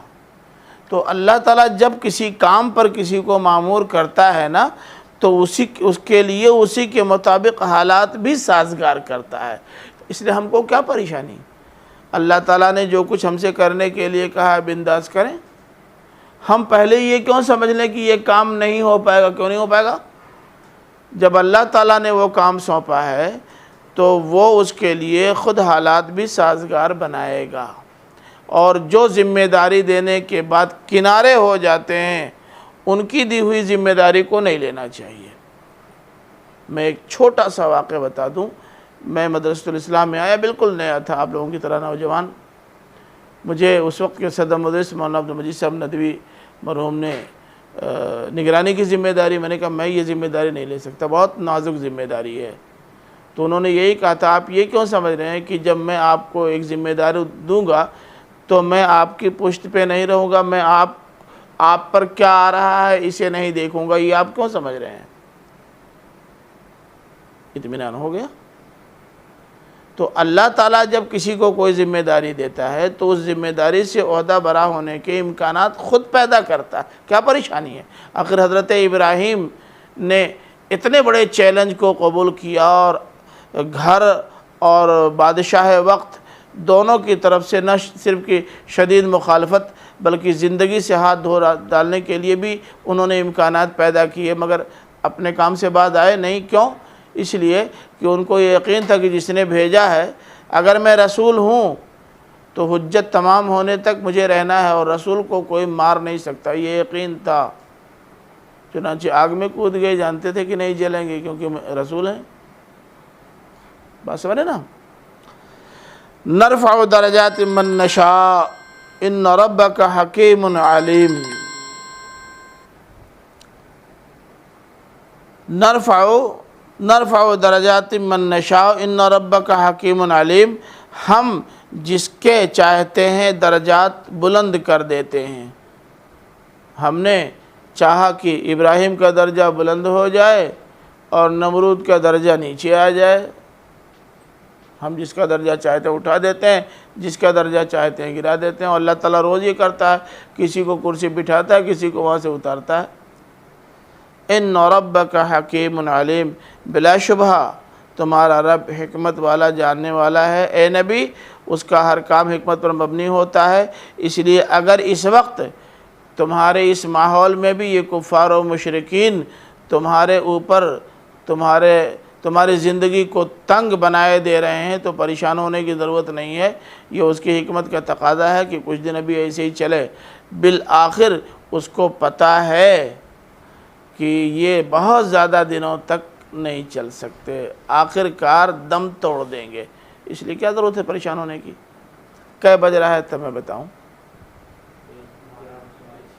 ہاں بس، تو تھوڑا سا ٹائم لگے گا، اب زیادہ نہیں، تھوڑا سا ٹائم لگے گا، کچھ ہے نہیں، اس میں کوئی ہضم کرنے والی چیز نہیں ہے، بہت معمولی چیز ہے۔ وَوَهَبْنَا لَهُ إِسْحَاقَ وَيَعْقُوبَ، اللہ تعالیٰ نے حضرت ابراہیم کی اس کارکردگی سے خوش اور مطمئن ہو کر، مولوی صاحب جہاں کوئی دیا جلانے والا نہیں تھا وہاں سلسلہ نسب ہی جاری کر دیا، اسماعیل کا نام نہ لے کر کے یہاں اسحاق اور یعقوب کا نام لیا ہے۔ کیونکہ دکھانا یہ ہے کہ بظاہر جس کا راستہ بند نظر آ رہا تھا اس کا ایسا راستہ کھلا کہ بہت دور تک چلا گیا۔ تو فرمایا کہ ہم نے ان کو اسحاق دیا، اور پھر اسحاق کے بیٹے یعقوب بھی دیے۔ یہ سب اپنی زندگی میں انہوں نے دیکھا، حالانکہ بڑھوتی میں تو بیٹا ہی ملا تھا، لیکن اسی بڑھوتی میں پوتا بھی دیکھ لیا۔ کلن ہدینا، ان سب کو ہم نے ہدایت دی تھی، یہ سب ہدایت یاب تھے۔ باپ نے جو کچھ کیا یا دادا نے جو کچھ کیا اس کا پھل بیٹے اور پوتے کو بھی ملا۔ وَنُوحًا هَدَيْنَا مِن قَبْلِ، اور اس سے پہلے نوح کو بھی ہم نے رہنمائی بخشی تھی، انہوں نے بھی اسی کی رہنمائی میں یا اسی کی مدد سے اپنی قوم میں کام کیا تھا جیسے انہوں نے کیا۔ وَمِن ذُرِّيَّتِهِ، اور انہی کی ذریت میں سے یہ بڑے بڑے نام، خالی اسحاق اور یعقوب ہی نہیں، گنو بڑے بڑے نام، داؤد، سلیمان، ایوب، یوسف، موسیٰ، ہارون، سب انہی کی نسل سے ہیں۔ انہوں نے کام ہی ایسا کیا تھا کہ ان کے خاندان میں اتنے چشم و چراغ روشن ہو جائیں کہ خاندان نور علی نور بن جائے۔ یہ الگ بات ہے کہ بدمعاشوں کی وجہ سے پوری امت، پوری ملت بدنام ہوئی، لیکن ان لوگوں کی کارکردگی بھی لوگوں کے لیے بہت کارآمد رہی اور اس خاندان کا نام روشن کرنے کے لیے بھی کافی ہوئی۔ داؤد اور سلیمان آپ جانتے ہیں دونوں باپ بیٹے تھے، دونوں حکمراں بھی تھے، بادشاہ بھی تھے، ان کا بار بار ذکر پڑھ چکے ہیں۔ حضرت ایوب علیہ السلام کی داستان بھی آپ پڑھ چکے ہیں کہ وہ ایک قوم میں بھیجے گئے، قوم کے لوگوں نے نہیں مانا، ناراض ہو کر کے بھاگ گئے، لیکن اللہ تعالیٰ نے جب بھاگنے کی سزا دے دی تو انہوں نے توبہ کی، واپس آ گئے، پھر سب ایمان لائے۔ حضرت یوسف علیہ السلام کی تو پوری داستان ہی سورہ یوسف میں گزرے گی، ابھی پڑھا تو نہیں ہے لیکن بہت لمبی داستان ہے، اس لیے تھوڑا انتظار کیجئے، کم از کم نام سے تو واقف ہی ہیں۔ حضرت موسیٰ، حضرت ہارون کا ذکر تو مولوی صاحب عربی سوم سے آپ پڑھتے چلے آ رہے ہیں، چہارم سے۔ وَكَذَلِكَ نَجْزِي الْمُحْسِنِينَ، یعنی اولئک هم المحسنون، یہ سب محسن تھے اور محسنوں کو ہم ایسے ہی بدلہ دیتے ہیں کہ جو لوگ اپنی زندگی اللہ کے لیے کھپانے والے ہوتے ہیں، اللہ تعالیٰ انہی کے درمیان بہت ساری زندگیاں ایسی عطا فرما دیتا ہے کہ وہ خود ان کے لیے باعث سکون ہوں۔ پھر وہ زکریا، یحییٰ، عیسیٰ، الیاس، سب انہی کے خاندان سے تعلق رکھتے ہیں اور یہ سب صالح اور نیک تھے۔ اب دیکھیں اس میں جہاں تک الیاس کا تعلق ہے تو الیاس کون سے پیغمبر تھے معلوم ہے؟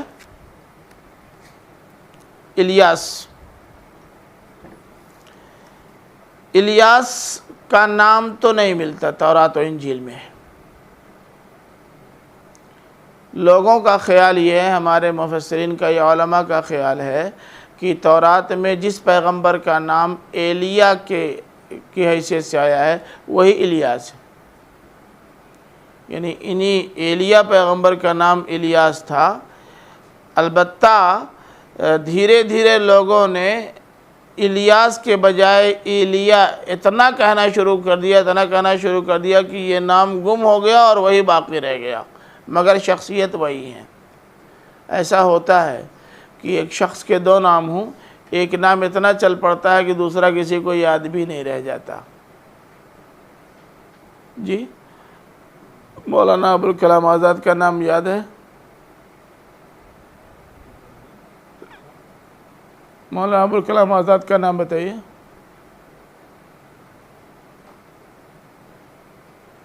اچھا تبلیغی جماعت کے حضرت جی کا نام بتائیے جو اب سے پہلے تھے، تب کیا؟ ایسے ہی ایک نام ڈوب گیا، دوسرا نام باقی رہ گیا اور وہی کتابوں میں ملتا ہے، تو یہ وہی ہیں ایلیا پیغمبر۔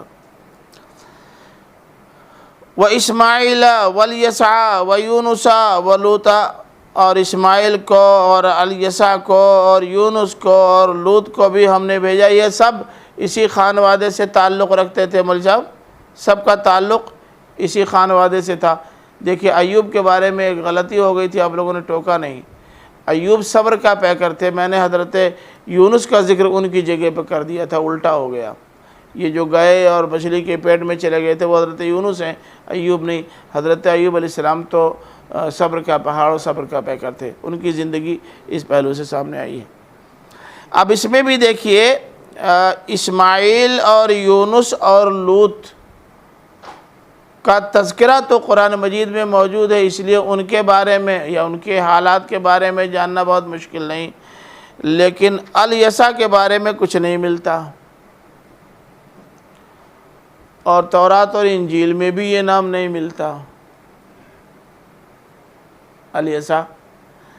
البتہ تورات میں دو نام ملتے ہیں، جو اس سے ملتے جلتے ہیں۔ ایک الیشع جن کا زمانہ 713 قبل مسیح کا ہے، دوسرا یسعیاہ جن کا زمانہ 620 قبل مسیح کا ہے۔ انہی دونوں میں سے کوئی الیسع ہوں گے، کیونکہ نام صوتی ہم آہنگی انہی دونوں سے نظر آتی ہے، اور الیشع تو بالکل ہی الیسع کی طرح صرف سین و شین کا فرق ہے۔ انہی میں سے کوئی صاحب ہو سکتے ہیں۔ ہاں، الیشع کا 720 قبل مسیح کا، یہ 720 نہیں بلکہ 713۔ دوسرے والے یسعیاہ جو ہیں ان کا زمانہ 620 قبل مسیح کا ہے، وہ 713 قبل مسیح کے، یہ 620 قبل مسیح کے۔ وَكُلًّا فَضَّلْنَا عَلَى الْعَالَمِينَ، ہم نے ان سب کو سارے عالم پر فضیلت دی۔ اس کا مطلب یہ ہے کہ اپنے اپنے زمانے کے یہ وہ پیغمبر ہیں جو دوسرے تمام انسانوں سے افضل اور اعلیٰ تھے۔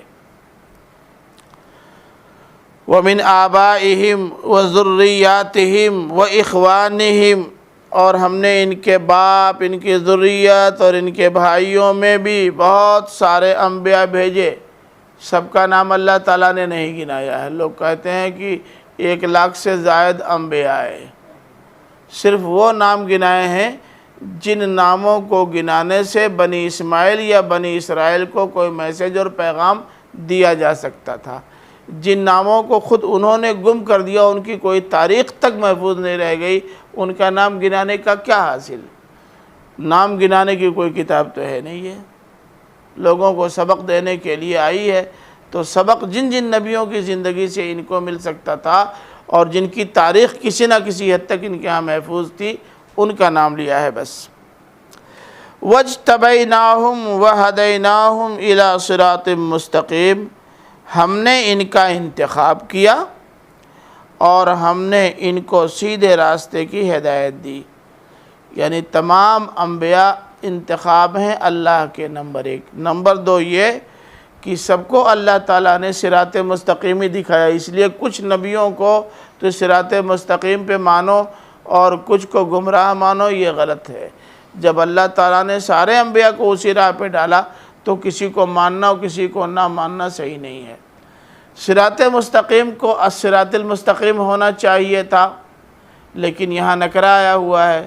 میں بتا چکا ہوں کہ نکرہ تفخیم شان کے لیے بھی آتا ہے، یہاں نکرہ اسی غرض کے لیے لایا گیا ہے۔ جی جی بالکل بالکل۔ ذَلِكَ هُدَى اللَّهِ يَهْدِي بِهِ مَن يَشَاءُ مِنْ عِبَادِهِ، یہ اللہ کی طرف سے بھیجی گئی ہدایت ہے۔ ہدی اللہ کا مطلب ہدی من اللہ، یہ اللہ تعالیٰ کی طرف سے آئی ہوئی ہدایت ہے۔ اس کے ذریعے سے وہ اپنے بندوں میں سے جس کو چاہتا ہے ہدایت دیتا ہے۔ اب یہ بات بھی پیچھے گزر چکی ہے کہ چاہتا اللہ تعالیٰ انہی کو ہے جن کے اندر طلب پاتا ہے، جن کے اندر طلب نہیں پاتا ان کو نہیں چاہتا۔ وَلَوْ أَشْرَكُوا لَحَبِطَ عَنْهُمْ مَا كَانُوا يَعْمَلُونَ، یہ سب بڑے بڑے نام ہیں نا، بڑے بڑے نام ہیں، چوٹی کے نام ہیں۔ اگر ان لوگوں نے بھی شرک کیا ہوتا تو جو کچھ یہ کرتے اس کے نتیجے میں ان کے اچھے اعمال بھی حبط ہو جاتے، ضائع ہو جاتے۔ تو اگر انبیاء شرک کرتے تو اللہ تعالیٰ ان کے اعمال کو رائے گاہ کر کے ان کو سزا دیتا۔ تم وہی کام شرک والا کرو گے تو اللہ تعالیٰ تمہیں کیوں چھوڑ دے گا؟ جب انبیاء تک کو اس جرم میں بخشنے کے لیے تیار نہیں، اگر وہ یہ جرم کریں تو تمہارے اس جرم کے کرنے کے بعد بھی تم کو اللہ تعالیٰ کیسے بخش دے گا؟ اس لیے یہ انتہائی فضول بات ہے، اس طرح کا خیال دل میں نہیں رکھنا چاہیے۔ اولئک الذین آتیناہم الکتاب والحکم والنبوہ، یہی ہیں وہ لوگ جن کو ہم نے کتاب بھی دی، حکمت بھی دی اور نبوت بھی عطا کی۔ کتاب کی مدد سے انہوں نے لوگوں کی رہنمائی کی، حکمت کے ذریعے سے وہ باتیں کہیں جو کہنی چاہیے اس موقع پر، کہیں جہاں کہنی چاہیے، اور نبوت ان کو عطا کی تھی تو گویا نبوت بھی ملی اور اس کے ساتھ ساتھ کتاب بھی ملی اور اس کے ساتھ ساتھ ان کو قوت فیصلہ بھی اللہ تعالیٰ نے عطا فرمائی۔ فَإِن يَكْفُرْ بِهَا هَؤُلَاءِ فَقَدْ وَكَّلْنَا بِهَا قَوْمًا لَيْسُوا بِهَا كَافِرِينَ۔ ہاؤلائے کا مرجع یہی کفار و مشرکین مکہ ہیں، یہ ذہن میں رہے اے مولوی صاحب، ہاؤلائے کا مرجع کفار و مشرکین مکہ ہیں۔ اللہ تعالیٰ نے فرمایا کہ اگر یہ لوگ کفر کریں گے، یہ لوگ جو سامنے موجود ہیں مکہ والے بھی، تو یہ نوٹ کر لیں کہ فقد وکلنا بہا قوما لیسوا بہا بکافرین، تو ہم نے ایسے لوگوں کو اپنے پاس تیار کر رکھا ہے جو ان کی جگہ لے لیں گے اور وہ ان کی طرح کافر نہیں ہوں گے، یعنی ہم ان کو سزا دے کر پیچھے ڈھکیل دیں گے اور ان کی جگہ پر ان کو لائیں گے جو کفر نہیں کریں گے۔ لایا اللہ تعالیٰ، ان بدماشوں کو مٹا دیا، اس میں سے جتنے بدماش تھے اور جن کو یہ سماج میں کوئی اہمیت نہیں دیتے تھے ان کو لا کر کے ان کی جگہ پر بٹھا دیا۔ بلال غلام تھے نا، حبشی غلام، حضرت عمر کہتے ہیں سیدنا بلال، نیچے سے اٹھا کے ان کو کرسی بٹھا دیا، ان کو ڈھکیل دیا، دھکا دے دیا۔ ایک دو نہیں، عمار، یاسر، سب وہی ہیں۔ عبداللہ ابن ام مکتوم،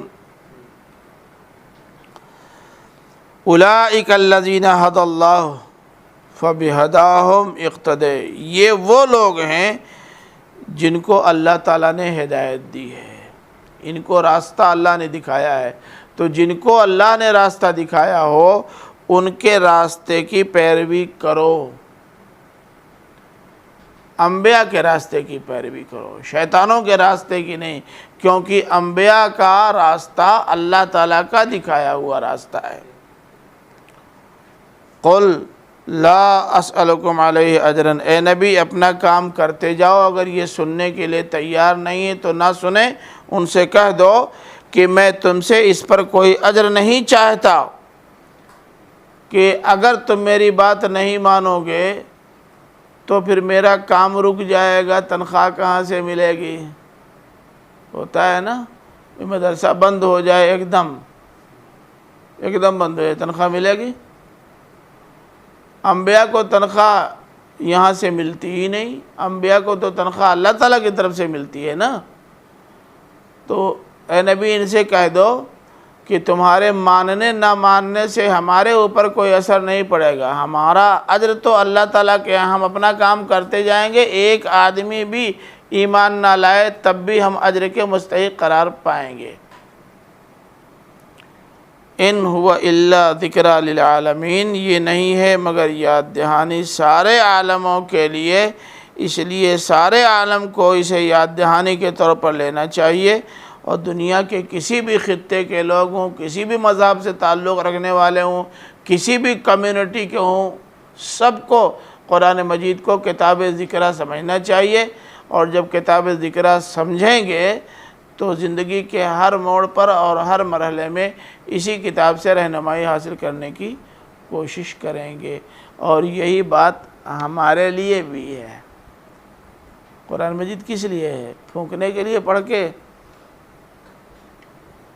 کہ رہنمائی حاصل کرنے کے لیے؟ تو اس کے علاوہ کیا ہو سکتا ہے کہ ہم لوگ اس کو پڑھیں اور سمجھیں؟ وآخر دعوانا الحمدللہ رب العالمین۔